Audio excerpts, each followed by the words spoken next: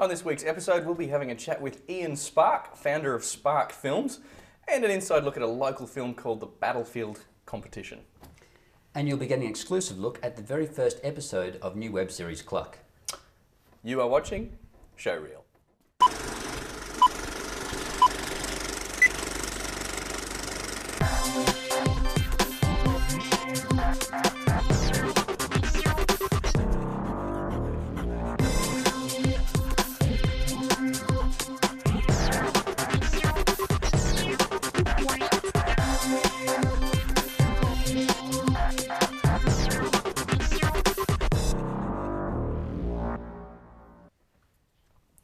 Welcome once again to Showreel. I'm Benjamin Chicos.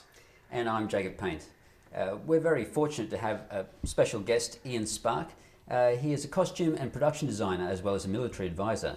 He and his son operate Sparke Films. His sons operate Sparke Films, a company specialising in military costuming and props with the largest costuming collection in the country. Without further ado, we welcome Ian Sparke to Showreel. Welcome, Ian. How are you? So what exactly does someone doing costuming and military advising do on a film? Yeah, I guess it's a little bit different to have both combined there. But what's happened is it's been a long road, which we won't get into, but a long road that led through military and through filmmaking to end up being together. Costume, I guess, and military together means that our big thing is to make everything look very, very real. We don't only do military, we do the civilian from the period, which I really love.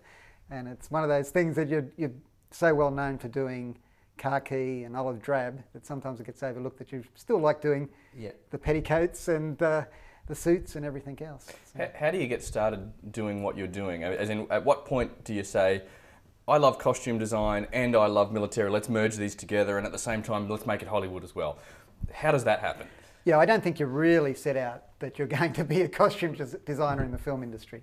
I started very, very young. I was a very sick little boy, and so it was much better for me to study things. And TV had just started when I was about 6 or 7 in the Hunter Valley. So I started to study because I had a lot of times where I was very sick. So I'd studied and studied and studied Australian history. And then the filmmaking just became part of it. I didn't realise that some of the games that I was playing was actually getting ready to be on set. Strange as it may seem, I've been on the Pacific. When I was on the Pacific, I thought I've done this before, or I've thought about this before when I was about 7 or 8. So you probably knew a lot more than most of the people on set because you'd actually studied it way before its time. Well, I wouldn't say that. I never would say, never put down anybody. But certainly my passion is there and it's real. And it's something that I've had to do. I guess I've had a very, very long apprenticeship, and later, probably around the time of 1993, Unknown Soldier, it came together, and after that it became military and design. What's the Unknown Soldier? Tell me about that. Well, the Unknown Soldier, the Australian government decided they'd go to France, and the Australian Army was over there. They picked out one of our poor chaps that didn't have a name. Obviously he had been lost within time on the battlefield, and they brought one chap back. Now what my task was to do, and I was in the Army Reserve at that stage, I had to leave the reserves because you couldn't be a soldier and do the design at the same time. So you were in the Army as well? I was in the reserves. I was concurrently with everything else I was doing, I was also an Army infantry reservist. But I put together, I think, what became a very, very good lot of uniforms correctly done for the Australian Army, and the Australian Army wore that in the ceremony in Canberra. So it was fairly big exposure for me at the time. And what did that lead to? Well, that then led into the film industry. More people got to see us, the more people work with us. They found that we were easy to work with. We've maintained that throughout. I've taught my boys that too as much as I can. I don't make them be in the film industry, but if you're there, treat people respectfully. Look after them. Did you go hunting for the film industry, or was it one of those things where they just came to you and said, "Can you do this for us"? Like, how does one get into your particular position? It kind of happened both ways. That people were looking for me. The more work you do, people saw it. At first, it was very much, "Can you set all this up for us?" And then they'd take it away, and they'd be getting the accolades. So I thought that was a bit unfair. Plus, I really wanted to be on set. I wanted to show what we were like on set. We had that thing that we didn't want to be overbearing. We wanted to be real, and we've maintained that. And once we got on set, our first big break, first big film was The Great Raid. Which I was in that, and Jake was in that. So it's kind of like a reunion here today. Yeah, cool. And but yeah, that's what we did, and we've stuck at it ever since, and we've just kept getting bigger and bigger roles. And to do costuming, especially on those big military films, like The Great Raid had hundreds of extras on there. I mean, how big is your collection? Well, it's huge. Now remember, every film has things from parts from everywhere, so they can bring in stuff from America. And we're not saying that every film is all our equipment. Yeah. But on The Great Raid, I was a webbing researcher in that, but I was also number 2 of the webbing department. Fill me in. What is webbing? Webbing is really load-bearing equipment. Right. You can imagine having a load-bearing equipment department. Webbing sounds for much soldiers, better. like the backpacks that soldiers wear. Yeah, it's all the equipment that a soldier has on. So you have your costume, and on The Great Raid, webbing was actually attached to art department. So they'd leave the costume department, they'd walk through, and then you'd equip them out.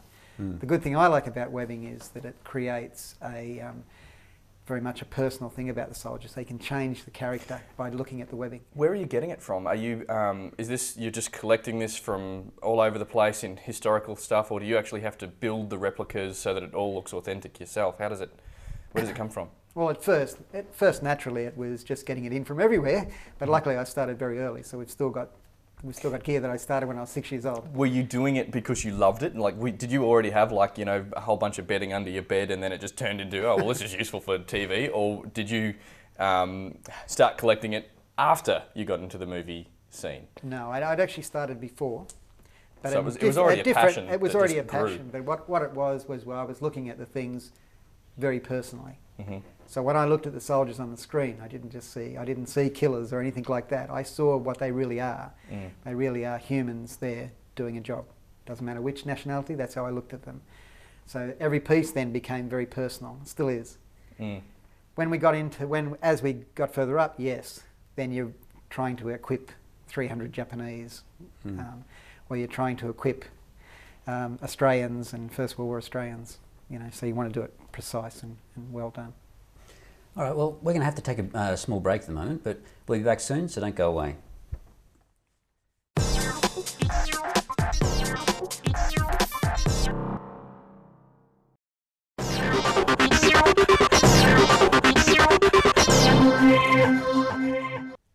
Welcome back to Showreel. We're continuing our chat with Ian Sparke. Now, as it turns out, Ian, you're not just a costume designer, you're not just a military advisor, you're also a producer in your own right, making your own movies. Yeah, no, exactly. I guess the best thing to say is we're filmmakers, and that's what we are. We love the whole process of making films. About 20 years ago, I started writing what we hope will be a very, very good film on the Great War, the Australians in the Great War, and we wanted it to be very realistic. What's it called? The 34th Battalion. Okay. Now, we learn things too, so we probably preempted and probably announced it a bit too early, a few years ago now. But we've certainly continued just to put shoulder to the grindstone and keep working away. And so, when do you anticipate hopefully getting that one done? That's a merry-go-round of naturally distribution, finance, and everything else. But at the moment, I can say that they're both, because we've got another smaller film. They're both at Cannes or Cannes, whatever you say in France, from this week onwards. So they're there doing the marketing, and we've got Screen Queensland going to see the stalls there, and everybody would love to see it going, and so certainly would we after all this work we've put into it. Yeah. So you've got your own studio, and you're telling me you're working on more than just one film. Like, how many films are you working on at the moment? Well, currently we've got the 2 that we're working on, so we can't do with 2 that we want to get going, which is the 34th Battalion, which is an epic film. And then you've got Red Billabong, which is an action adventure. We're not saying too much about it. We're keeping it very close to the chest. Yeah. It's a little bit more mysterious, yeah. We've kind of learned, as we said, there's always things to learn in the industry. When to say something, when to keep a bit quiet. Very cool. And we did mention earlier the competition. You're helping other people in the industry as well? Yeah, we've actually done, there's not only the competition, there's a couple of little films we're helping younger directors with. So we're becoming a bit more in the producing side of things in that way, helping these young people get going too. So we're trying not to be selfish in the way that we look at things. As far as I know, so you had somebody come up to you and approach you to say, look, we want to make a Battlefield competition. We need something that's amazing, and basically you're like the most epic resource of military stuff ever. So what a win for them. Yeah, and that's what we tried to look at it that way for him. So, but we were pretty serious about it. We sat him in the boardroom and he had to tell us what he was going to do for us. And I think that's harder for us, but we've got to do that. Yeah, well, I can't imagine there'd be too many entrants that would have that sort of a costuming background and everything. That's a huge, plus for that sort of a film. Yeah, it certainly is. But we also told him, don't expect everything. Just because you've got great production values, they'll look at the whole film. Yeah. So yeah. Anyway, on that note, we're going to give an inside look at how the costuming and makeup come together for the Battlefield competition. Did I show? Yeah. More cartoon watching butane. Get that in a child kick. Yeah, get on your mate. SpongeBob. Check out Jim Davies on ABC. That is some fun crap. Peter, help with the natty. They all need sweat power. Put it around your neck. Thanks, buddy.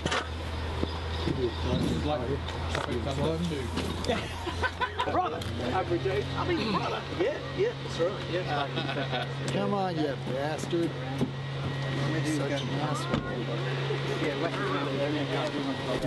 I was just thinking that we do Vietnam. You videoing? Sweet.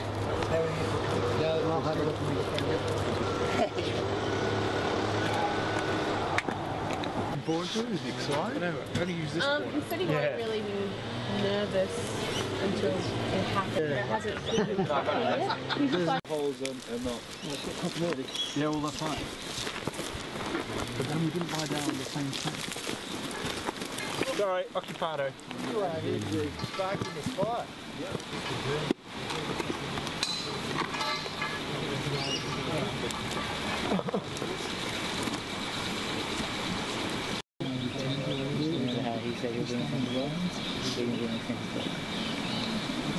Good part of London, doesn't it? Yeah.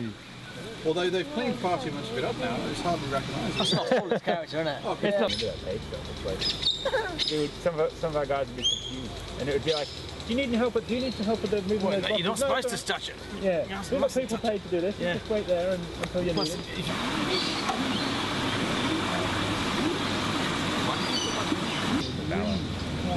And warm now, though. And there was one part that was nice. Quarry. It was supposed to be. I was wearing German gear, and I was wearing shorts. Oh yeah.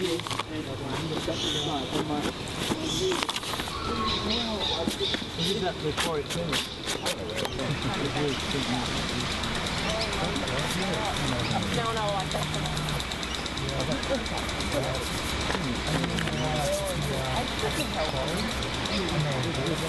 Two Frank, take one. Rolling. And action. Yankee Zulu, do you read me? This is Yankee Zulu. We're taking heavy fire.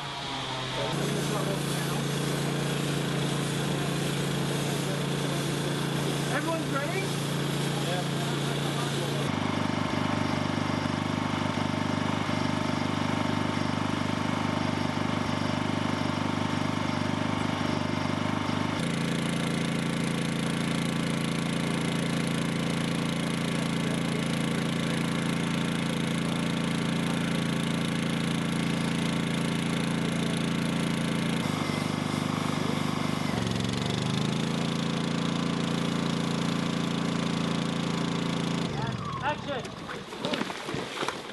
Yankee Zulu, do you read? Yankee Zulu, do you read me? Lieutenant! Lieutenant! Lieutenant!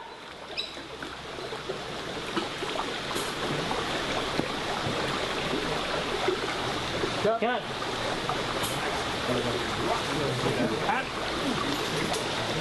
You want longer when you're home?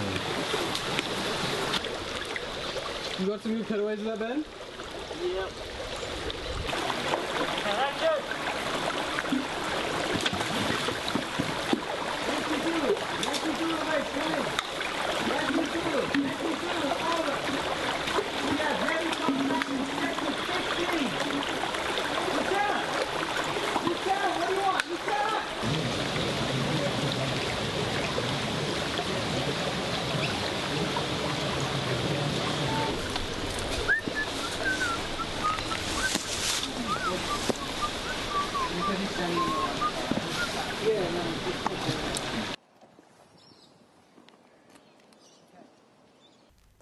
So it's time for us to take another break, but stay tuned for more Showreel.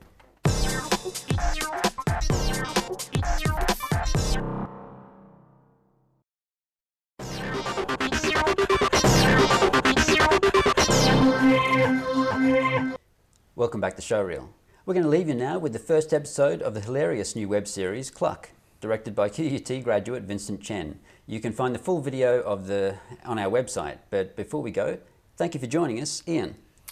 You're a bit of a man of many talents, so we've covered costume designing, military advising, producing. You've got your own studio. You apparently also do makeup. Well, we've got a makeup team to do that. Or could you do anything with Jacob's face here? I don't think they could. No. No chance? Okay, all right, well, we'll leave it at that then. So be sure to check out our Facebook, Twitter and YouTube pages and the Showreel podcast on iTunes. And don't forget to donate to our Indiegogo crowdfunding campaign. But until next time, thank you very much, Ian. We'll see you guys then.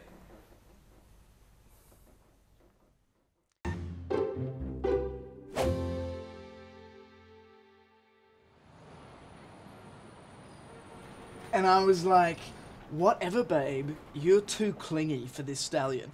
And she was all like, oh, but Julian, you're the only man I'll ever love. She clearly wasn't right for you. She's a smart, reasonable, attractive woman. You look like a stump. You... Hey! Bro! Simone! Working on fashion! Leslie! Free Saturday, yeah? Yeah. Oh, nice. Son, babe, what are you doing here? I got the messages you sent last night. All 218 of them. Hey, son. Just making sure that we're still broken up. Please don't run. I'm nothing without you. Yeah, sorry about that. It's just, I guess I miss you. Why are you whispering? I think I saw somebody having a nap. We work really hard out here. No, Julianne, you just don't want your work colleagues to hear you begging me to take you back. No, son. It's just I have a certain image to maintain. I mean, I'm kind of a big deal around here, so. Do you even hear yourself? God, I don't even know who you are anymore. Come on, Sonia. No, Julianne, look, I've come here because I want to give you another chance. And I'm hoping it's going to pop that big head of yours. Look, a chicken was dropped off at the shelter last night, and he's kind of a special case. He needs constant supervision and TLC, and I want you to take care of him.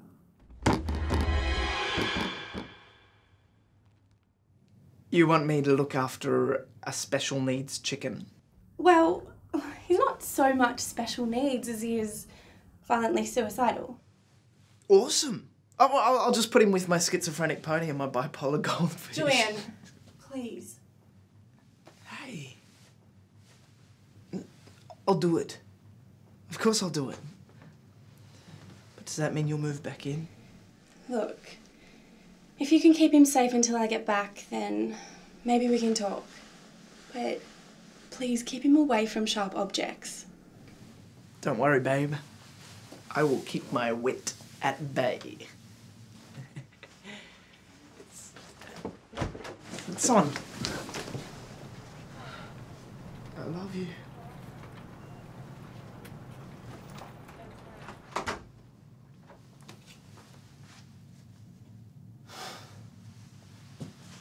All right, let's have a look at you. What the hell?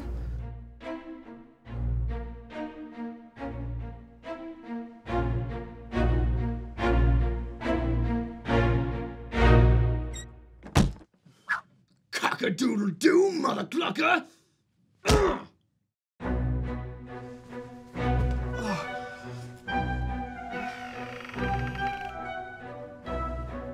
Oh, crap.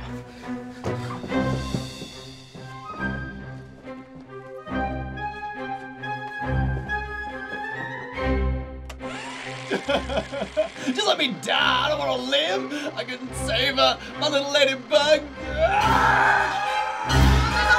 Oh, Just let me down, man! I got no purpose! I need you alive if I'm gonna get Sonia back! You're ruining my final moments, you insensitive ass! What the hell? That's genuine Givenchy! Hey! Get back here, you mongrel! Hey, I'm a little stuck here, so, could I get a bit of a hand? Anybody?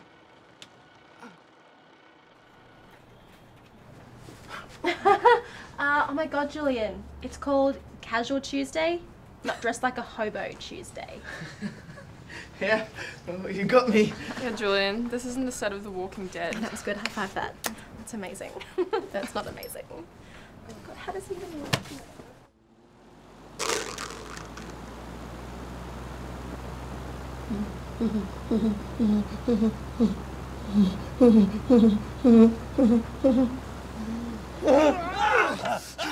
Nice try, pal.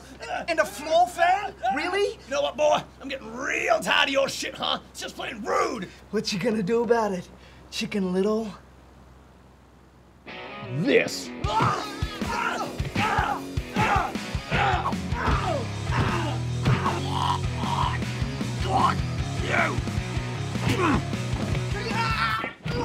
Wonderful, you're on board. I want the winter green jackets in here with the plum rouge skirts. The accessories will sit in the corner there, except, of course, the belts, which will be in the corner there. Good morning, Mr. Saunders. Sir. Plebeian.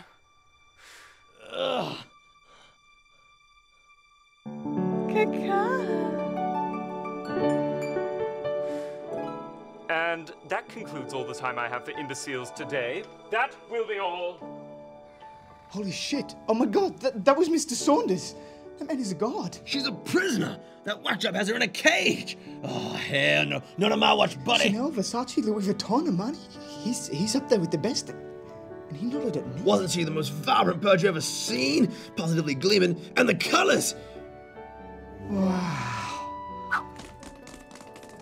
Hey, where do you think you're going? Wait.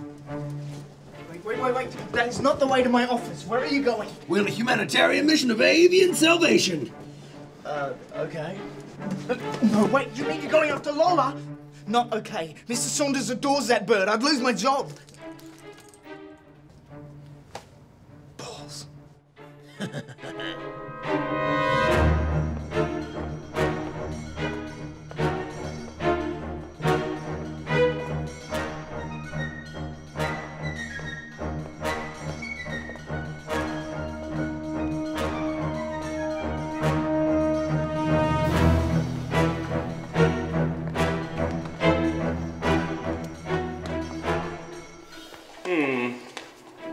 What do you think? I was in conference with Lola.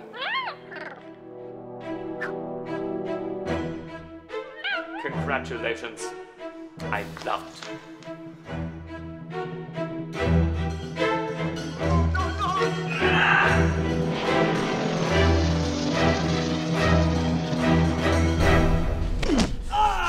Are you crazy? Now listen here, you maniac. No! You listen here, Julia. Here's how it works. You want me to hang around so your little girlfriend doesn't dump your ass? You're gonna make it worth my while. I want something in return. So, unless you're willing to try your luck as a bachelor, you're gonna have to help me set that Scarlet McCaw free. What's it gonna be, Mother Clucker?